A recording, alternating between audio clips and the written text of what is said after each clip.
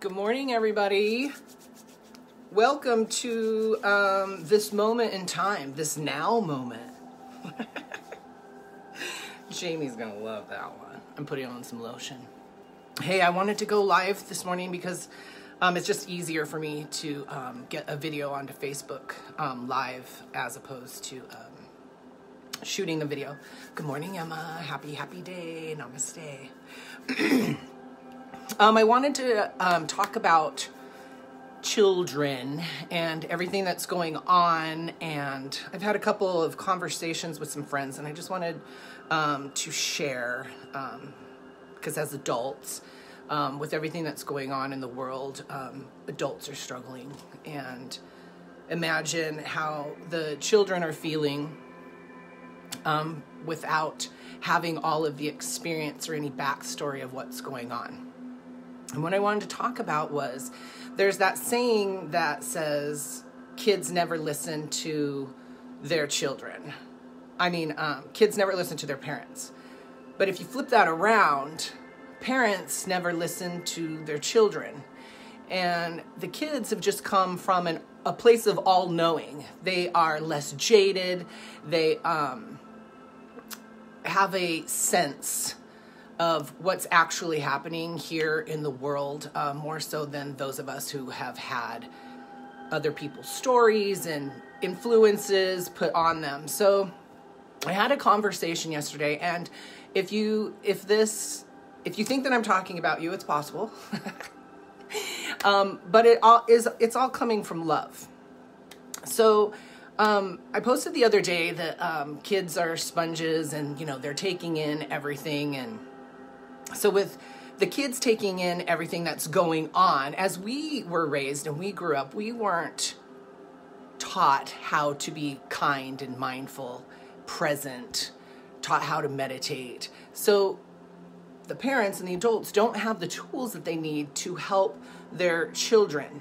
And it's easy for parents because they're so jaded and with this everything, how they were told what life looked like and how it was supposed to meant to be lived. We now have that opportunity to turn that around and create the story and our life as we see it.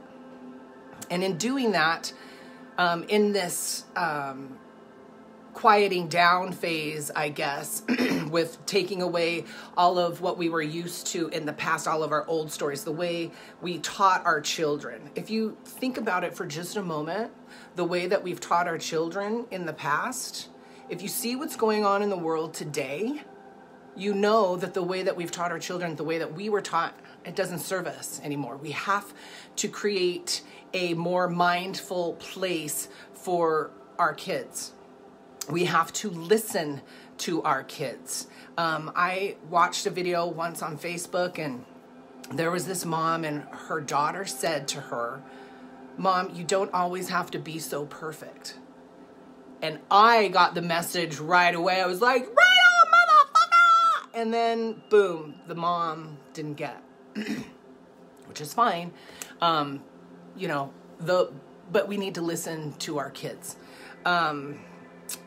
I suggested yesterday, I have some friends that are like, I don't have enough time to meditate. I've got 3, 4, 5, 6, 7-month-year-old, and I've got another child that's going to school, that's being taught at home.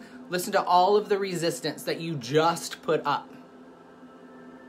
I suggested maybe going, since this person wants to meditate and came up with every excuse how they couldn't meditate, that maybe they took, for just 30 days, they took their young child in a stroller and their other child and went for a walk, maybe just around the block, and eventually create more time where you can take 2 blocks, 3 blocks, whatever the time that you want to take. But be very mindful of this practice, and in letting your kids know that, listen, we are going to go out and meditate. We're going to do a walking meditation. In this time, we're not answering questions. We're not asking questions. We're just being silent. We're focusing on our breath. We're listening to the birds. We're listening to the sound of our foot shuffling on the ground. Maybe you can connect, if you have a little bit more of awareness of the energy below you, and bring it into your body. Now I'm getting too deep. Let's go back to the kids. Maybe just go for that walk and have a silent time. And maybe your kid asks 1,000 questions and you take the time to just let them know this is a moment of silence where we're just focusing on the swinging of our hands and the movement of our legs to get out of the thoughts of the head, see what comes up, maybe have a discussion after you've done the walk. But there was so much resistance put up that they weren't even willing to give it the opportunity or to try it. 30 days. I mean, this year went by so fast, we're almost done, and time is speeding up. The fears that you have towards the coronavirus and the fears that you have towards putting your kids in school or not putting your kids in school or teaching your kids, that fear, that energy is out there. It's around you. You can get rid of it through meditation. Know that your children are picking up on that fear. And they might be in a place of fearlessness. But if they're around that energy enough, they're going to pick up on it. And do you really want your kids to be fearful of a future that is going to be quite bright? A future that's going to look ugly and hard and dangerous. But as you know, as you've looked around you, people aren't getting it.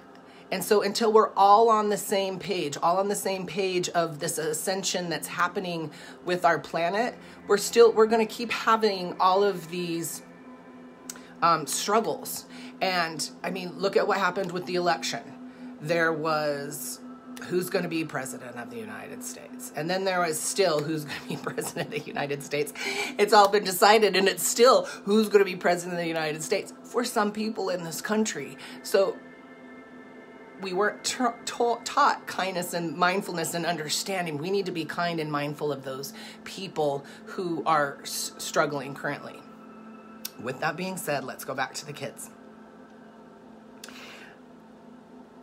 Or maybe I did it. Listening. I think I already covered it all, which makes me happy that I already covered the kids. It was a video to try to help parents see things differently. Get out of what school looks like and how your kids are being taught again. It didn't work. So do something different. You have the opportunity of maybe instead of teaching, I don't know, let's talk about Thanksgiving for a minute. What's Thanksgiving to you?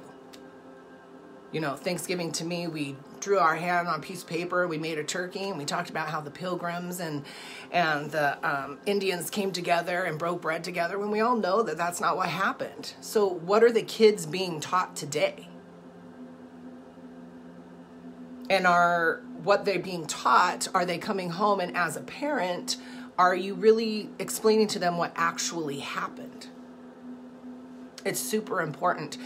Everything has to be transparent. Everything has to be truthful going forward. If you are making decisions or life choices that aren't serving you, or, you know, it could be something as simple as somebody asking you out for coffee and you don't really want to go, but you feel like, you know, I don't know, you owe them, but it's not in your best interest of going. Don't go. That's New Earth. And with this new ascension and this energy rise, you're going to understand that that's okay.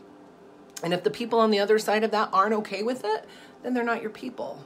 Radical transparency is the way to freedom, absolutely. Only true freedom comes from going within. So, move out of fear, move into fearlessness.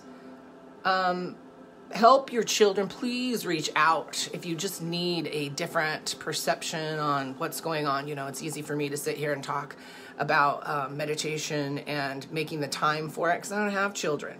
I made that decision.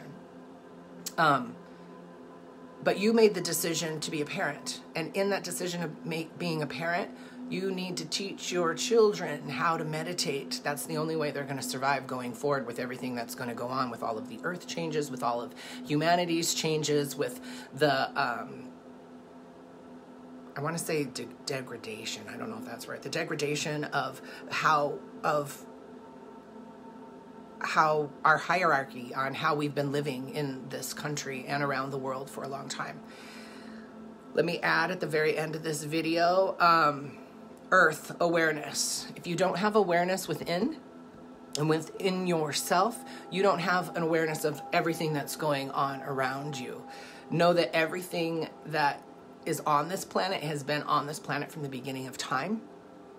Everything that you put into your body comes from this earth. So let's say you take a banana, you take an apple, you take an orange. You are taking something that looks like a material object. But what happens when you take that orange and then you eat it? It becomes your body. So I'm just pointing this out to show the interconnectivity, children, love, mantra, and bhakti. Yes, namaste. All right, you guys, I hope you have the most blessed day. I hope you are able to stay out of the thoughts of your mind, and please, please take the time to learn to meditate. I love you. Namaste.